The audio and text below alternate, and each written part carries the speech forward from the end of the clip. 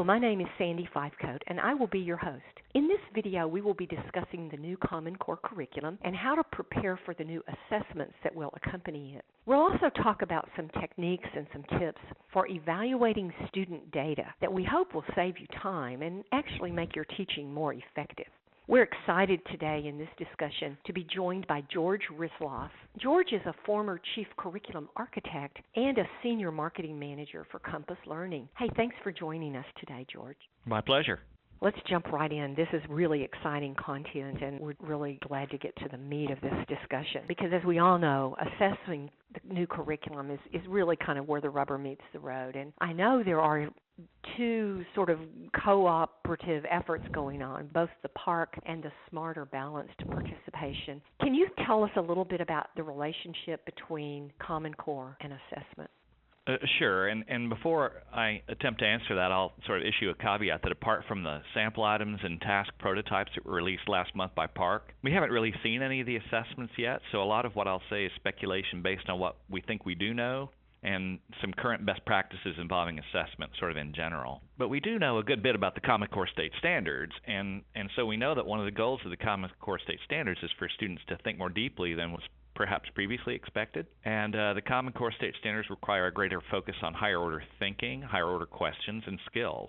So, for example, in math, rather than asking which numbers are even, students will be asked which numbers are even and how do they know that. In English language arts, the standards are now explicitly tied to history or social studies, science, and technical fields.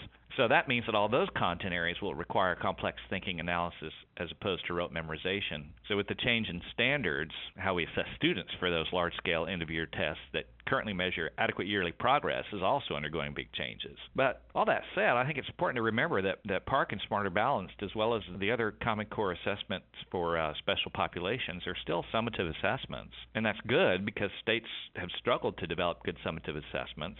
And PARC and Smarter Balance should provide better and more consistent information for program improvement and accountability purposes. But summative tests are not going to provide in-depth, reliable, and valid instructionally actionable data because that's still the job of the teacher. Now, in terms of computer-based assessment, advances in technology together with innovative assessment task design and advanced psychometric and cognitive models are going to make it possible for us to obtain a richer and more intelligent, nuanced picture of what students know and can do than ever before. I think PARC and Smarter Balance will be pioneering new formats as well. They say they are, so that bears watching as we see how well some of the new formats work. A quick example from PARC is the use of technology to capture student comprehension of text in authentic ways that in the past have been kind of difficult to score by machine for large-scale assessments. For example, drag and drop, cut and paste, shading of text, moving items to show relationships, just to name a few. And as I mentioned, PARC has released some of these sample items and task prototypes in the last month, and we're expected to have a release and a pilot test from Smarter Balance in early 2013. And then just to look on the practical side, once the Common Core State Standards and assessments are in place, a number of nagging problems will be mitigated, and the most important one of those is the disparate standards across states.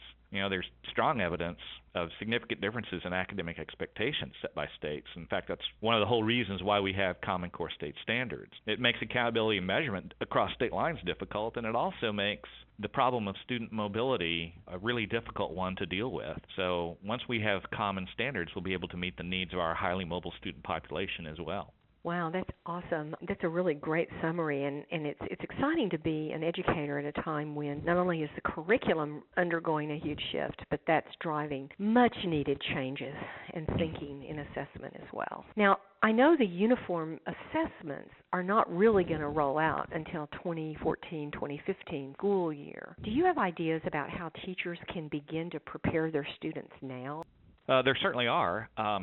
Teachers, administrators in all the Common Core states are trying to get ahead of the instructional changes that the Common Core State Standards are going to require for students to be successful. So just, in brief, here are 4 quick ideas for what teachers and administrators can do right now. First, everyone needs to read the Common Core Standards closely and carefully and try to compare them to the standards that their states have adopted and which have previously driven instruction. And the more familiar teachers become with both the similarities and the differences, the more comfortable that they'll be with the new standards. In English language arts, for example, a thorough review of the type of texts currently being read by students at various grades should be conducted. Adjustments to the types of text read may be needed given the emphasis in Common Core on text complexity and nonfiction and informational text. In math, I think what's needed are structured experiences over time in which cross-grade, cross-course, and within-grade and within-course teams of teachers will analyze the Common Core development of particular content across grades. And I think the first step in this, particularly with regard to math, is that the Common Core standards do differ significantly from previous state standards. And finally, I think administrators can provide job-embedded professional development to help teachers develop the new skills that are going to be called for by the Common Core state standards and the new assessments. And that includes time for collaboration. An example would be you would bring into the English language arts discussion social studies and science professionals that can be called on to evaluate the quality and the relevance of the informational nonfiction texts required in the literacy standards for those areas. That's awesome. So this kind of delay in the availability of the assessment really is a kind of a blessing in disguise, because it gives schools and teachers, administrators, etc., some time to think more carefully about how to draw those connections, and gives them time to do that as opposed to an immediate shift in assessment as well as curriculum. So those it should be looked at as an opportunity. Yeah. That's right. Awesome. Good, very good point. Now let's talk about data. We talk a lot about in education this. Everything needs to be data driven, and teachers are unfortunately often swimming in data, but not always data they can use. How do you see teachers thinking about approaching the data, testing data now or testing data later, as a way to help them prepare for this shift both in curriculum and assessment? And do you have ideas for helping teachers think about how to evaluate data in ways that may be more meaningful to their actual teaching practice? Of course. I think we all know that the education system as it currently is configured needs accountability data, but what teachers need is instructionally actionable data, and no single assessment can necessarily provide both accountability data and something that will change instruction. So for teachers, I think the four main purposes of the data are, number one, to monitor student improvement and learning during the school year, and number two, to understand where and how learning is happening, and number three, to guide differentiated instruction, and finally, to predict performance on the summative assessments. So summative data is not going to be enough to adequately inform instruction, but summative assessments can provide information to interim or formative systems, particularly for students who have outlier performance in some area or against some particular standard. And in cases like that, summative data might focus teachers on areas where more testing or diagnosis seems to be called for. So, for example, a summative result at grade 5 could identify students who appear to be struggling in certain areas, and then the summative result might identify diagnostic components that could be administered at the beginning of grade 6. And summative and formative components should be built from common frameworks.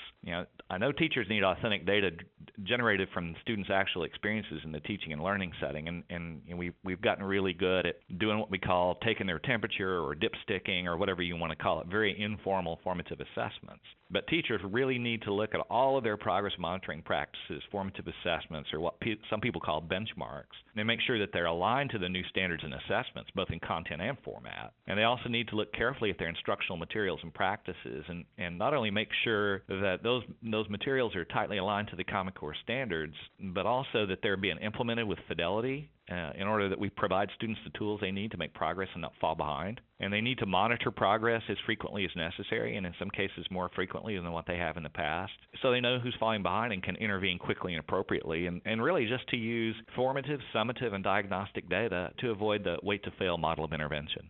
Excellent. Very excellent question. Just one final sort of summary question, George, while we have you on the line. I'm really curious about teacher-created assessments. I know a lot of teachers do a lot of what you're referring to as informal assessment, perhaps just verbal or dipsticking, as you call it. I like that phrase. Or just kind of ways to sort of informally gauge how students are doing in the context of the curriculum and teaching. Do you have any ideas or thoughts about things that teachers could be doing in anticipation of both implementing the Common Core curriculum and making that transition, but also sort of thinking about how they change the way they dialogue with students to check in with them to see how they're doing? Are there any ideas or thoughts that you have in that space?